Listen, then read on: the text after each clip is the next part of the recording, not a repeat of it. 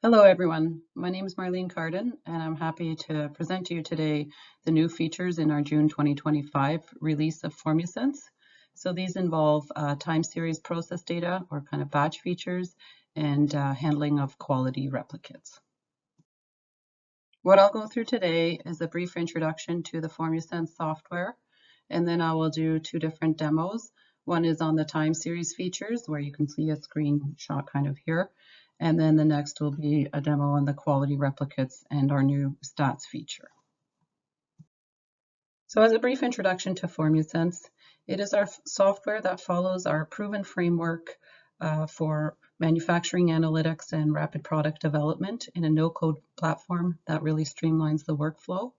And there's a few phases to any project or any analysis that include data assembly and evaluating the suitability of data for modeling. Then the fun parts are modeling the data and really understanding those models and interpreting those models. Simulation, where you can perform what-if scenarios by specifying new input variables to predict the output variables. And then lastly, constrained numerical optimization to kind of go in the backwards direction where you're specifying the outcome that you would like to see and trying to calculate what those input variables may be.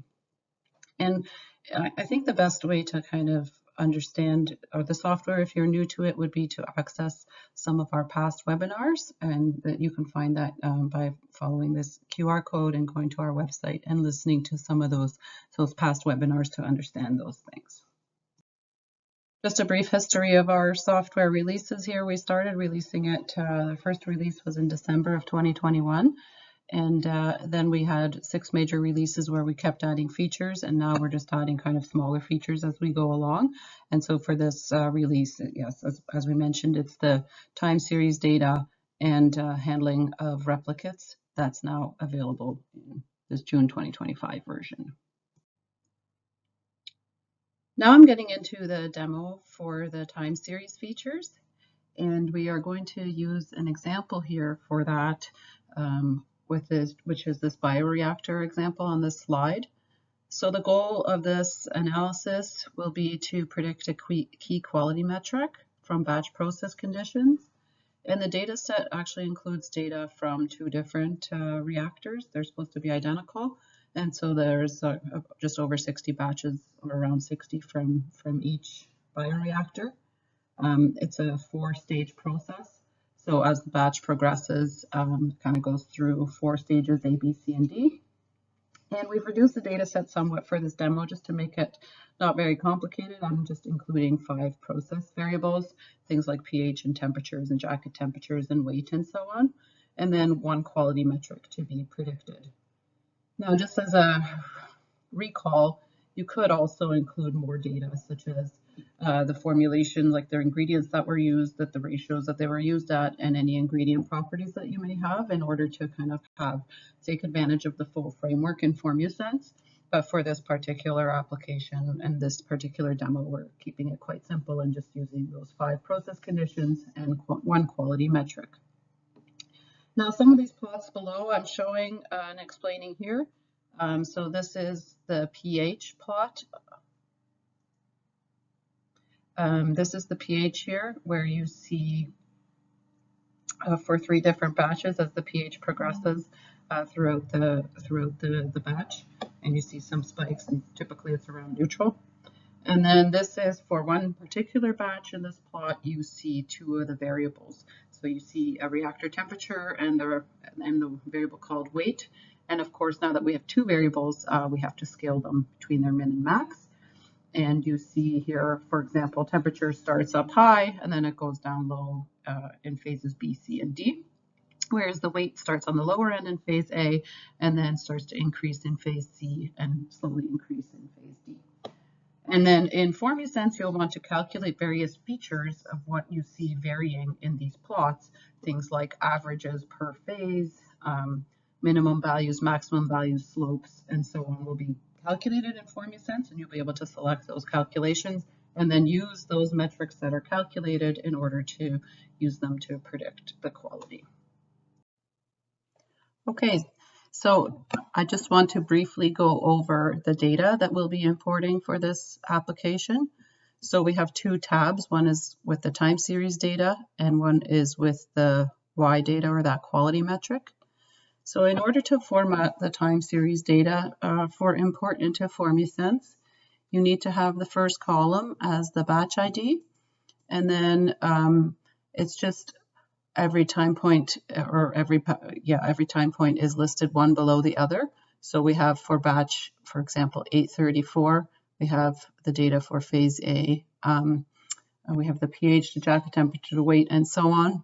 And it's just repeated for that entire batch. So phase D is the longest, and then once we get to the end of that, slowly but surely here, we've stacked the next batch under that, and then just continues as you go along. So phase D will end, and then the next batch will start. And you don't need to include like a timestamp or anything like that. The software will just assume that each data point here is like kind of equal time in between the data. And then just a few more things to note. The software, once on import, will do a few checks just to make sure that the batches are kind of stacked properly, one below the other, and doesn't repeat and things like that. And if there are errors, it will point those out to you. And then for the quality data for each batch, again, you have the batch ID, and you just list that key Y variable that we had in this data set. And we have a second, like a descriptor variable in this case, that's just telling us which reactor this data came from. So as I had mentioned, we had two reactors, and those were A and B. And so we have that data listed here.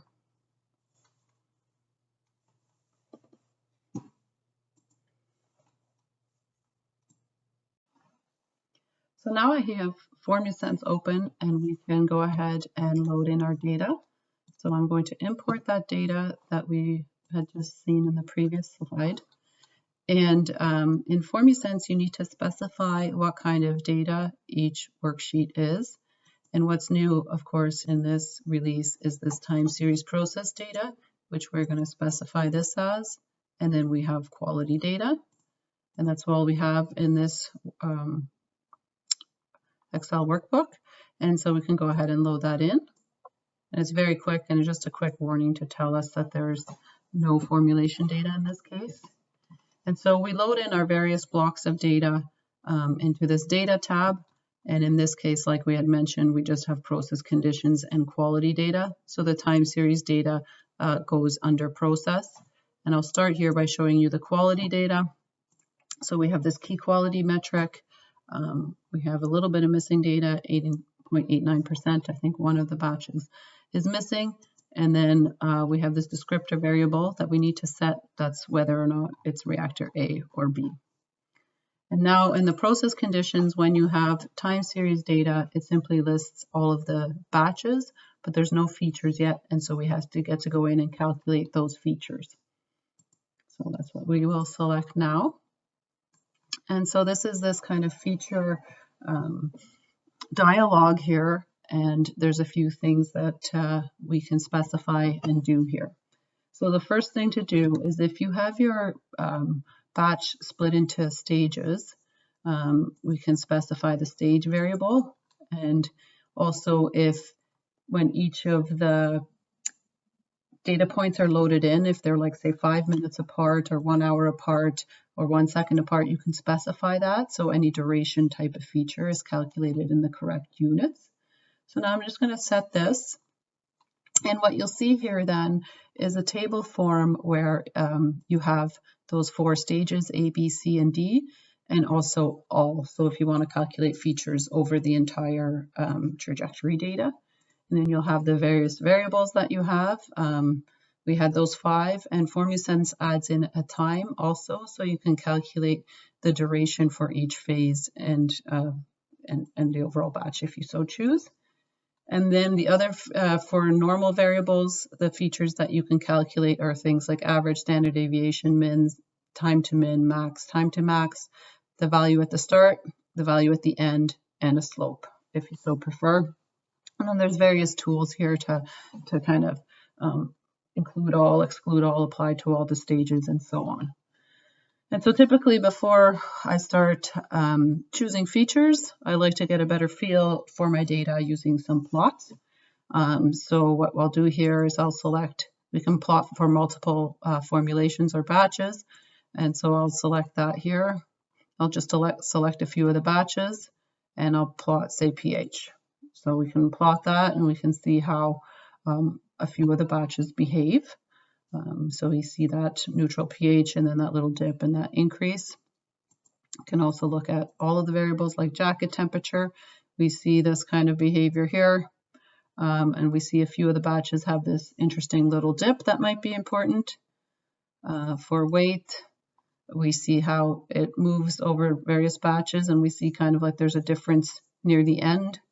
And then reactor temperature, we also kind of see it's the regular pattern. And one thing to note is that some of them dip lower at the start here at this like kind of 150 point. And then the agitator speed is a bit more of a is also interesting, has some features to it as well, especially kind of the value near the end of the batch.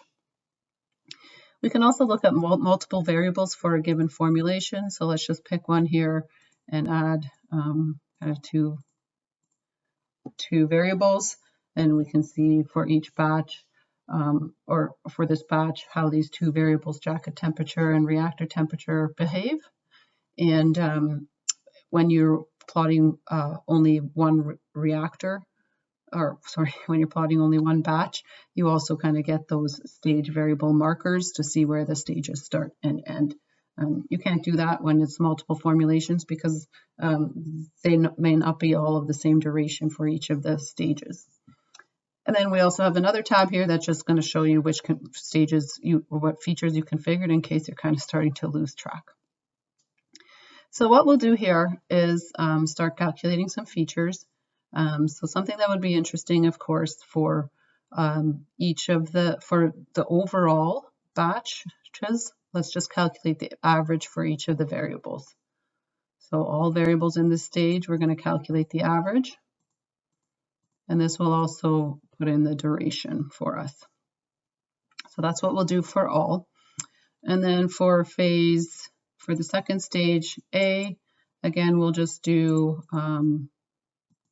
the average, all variables in this stage. And then same for this one, we can start to see kind of what it's putting in here. And then for C as well.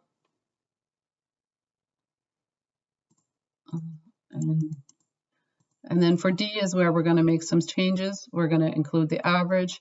We're going to also include the start value because there were some differences in the start, if you recall, in the values here at the start. I think we could see that in the reactor temperature. So we're going to want to include the start value. And then if we recall for the weight, there were some differences in the weight near the end. So we're going to also want to include the end value. So we'll include those for all. And we've only done it for the first variable now, so we'll do it for all variables in this stage. So we're going to have quite a few more for this stage.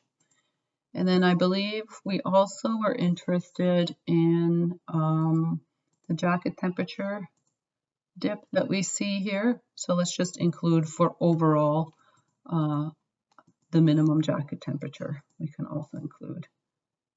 And then we can see here in the configured features that we now have the jacket temperature average and the min overall. And then these are the features we've configured. And then once we are happy with those, we can just go ahead and click apply, and that will then be brought into, they will be calculated and brought into the software where we can then review these features, plot these features, take a look at them over all of the batches here, and then use them in modeling. And we can see mostly consistent, but there are a few strange formulations or batches that maybe we'll have to had some weird data and we'll have to exclude from modeling. And so now I'm just going to quickly show you how to model this. So we can go create a quick model. The variables that are included are those 41 features we've configured and that quality data. And it suggests using a principal component of a PLS model with 6 principal components, sorry, but maybe I'll just fit 3 because I know this data set. So I'll generate that model. And then it gives us a bit of a warning because some of the formulations didn't have quality data, and that's okay. I can't model one without quality data. And then we get into our main modeling analysis screen. And I can't go through all the features, but I'm going to color it by reactor. And then we see on the score plot that there's quite a difference between, let me show you on the legend, reactor A in purple and reactor B in yellow. But the more important things or interesting things are maybe outlier removal. For example, we have this one here that's quite an outlier in the Hotelling's t-squared in a number of the variables. So maybe we will just remove that batch. We can just quickly remove it and the model will rebuild itself. And we'll just color it again by the reactor.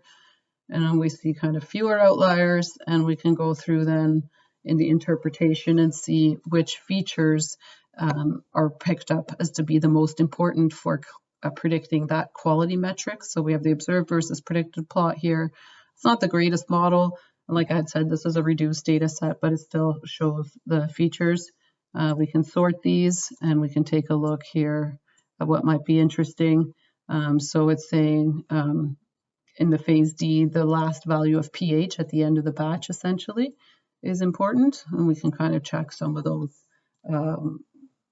items that it has found versus with the actual raw data. And the end jacket temperature at the end of the batch is also apparently important. We see that these ones here had, I guess it's saying slightly higher than average values of that quality metric versus not. And so that's how you would use this type of feature to calculate those features and then build models from there. So that was all I had to show you on the batch type of features, and now I'll move on to the replicates and stats features that were added. So for the quality replicates, the reason for adding that feature is that there's often quality replicates measured in the lab. So you would have the exact same formulation and process conditions, but multiple samples are sent to the lab. And the FormuSense users can now import replicates in the quality block, and then FormuSense will now handle that. So basically, we'll append the affected formulations in quality and create new descriptor variables called master formulation, and then it will duplicate the related formulation data and process conditions. Basically, it assumes that the process conditions and the formulation was the same. You just had multiple copies of the quality, like multiple samples in the quality. And I'll show you that with a data set with 10 formulations where each had 7 quality replicates of each of the formulations that were performed in the lab. And then related, there's also a new stats feature just to help calculate and plot some statistics based on the replicates and or other descriptor variables or product family that you may have in your data set. So now I'm just going to show you the data that we're going to use for this demo on this replicates and stats features. So this is kind of one of our common workshop data set that I've just adjusted to show these features. So for the formulations and the process conditions, we just have 10 formulations with their ingredients listed. And for process conditions for those same 10 formulations, we have the mixing speed and temperature listed. But for quality, we have the formulations like formulation 1 replicated several times throughout the data set with quality measured on them. And that's where kind of that issue of importing those replicates would have come in the past that we've since addressed. So now let's go ahead and just import those into FormuSense, import that data, and I'll show you how that would work now. So let's load that in. In this case, again, we have to specify the blocks of data. So we had the formulation block, the process conditions. We're just going to ignore like the ingredient properties and things of that nature for this particular demo. And then that quality data. I'm going to hit set and press OK. And then we come into the formulation specification dialog that we didn't see last time. We just need to specify from the formulation tab what are the ingredient names and whether it's a percentage or a mass, and which column corresponds to ingredient class names. So we'll go ahead and hit OK there. And now we're going to see that we get like a warning saying there were some quality repeats and that the replicates were addressed, essentially. We'll press OK. And the data are loaded in now. And what you'll see here is in the formulations tab, each of the formulations are repeated. So replicates are added, and it's the same formulation that contains 7% rubber 1, 52% rubber 3, oil, and polypropylene 2, as you'll see here. They don't always quite show up in the same order, but it's the same formulation. And so we have those performed. In process conditions as well, we get the process conditions repeated because we're assuming, like I mentioned, that it's run under the same process conditions, and we only have quality replicates. So you'll see here mixing speed and temperature are repeated now for each of these formulations that were replicates in quality. And in quality, we see that replicates are shown as well. So here we have different values for each of the replicates because obviously there was different measurements made in the lab, and we get this kind of master formulation descriptor variable that tells us which master formulation that it was from. And then we can go ahead and build models with that and do anything else that we would have done.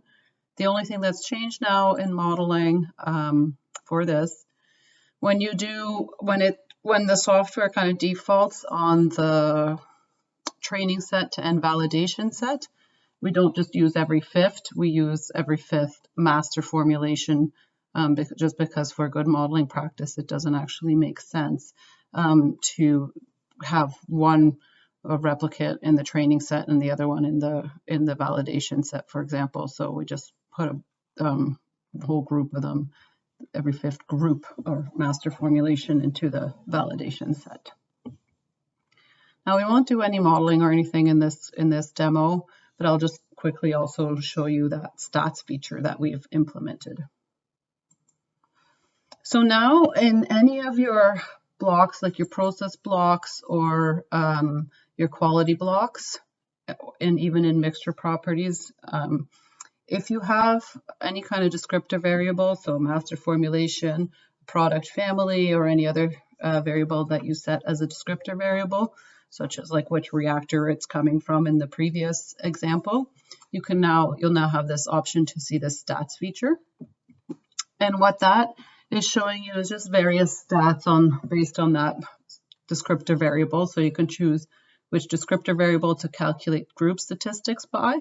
And so, for example, here now we have the master formulation, so formulation 1 through 10, and we can see each of those quality metrics, their actual values for each of the 10 replicates or the 7 replicates in each of the 10 formulations, and the black dot will be the average. And you can also calculate those stats. There's various statistics that you can calculate based on that group, and just on whichever quality variable you want to calculate that for. You can calculate for multiple at a time. So we can see here for each of the master formulations, how many data points there were, what was the mean standard deviation, and so on. So that can be quite useful, like when you're exploring the data, or if you see the various maybe groups in your data or product families, and you want to look by product family, you can now calculate these stats, copy the table out into Excel or wherever you want to copy it to, into a PowerPoint, and then also create these plots and kind of explore your data in that way.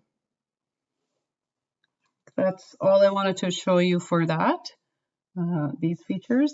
So yeah, I think that's it. Okay, we've reached our last slide.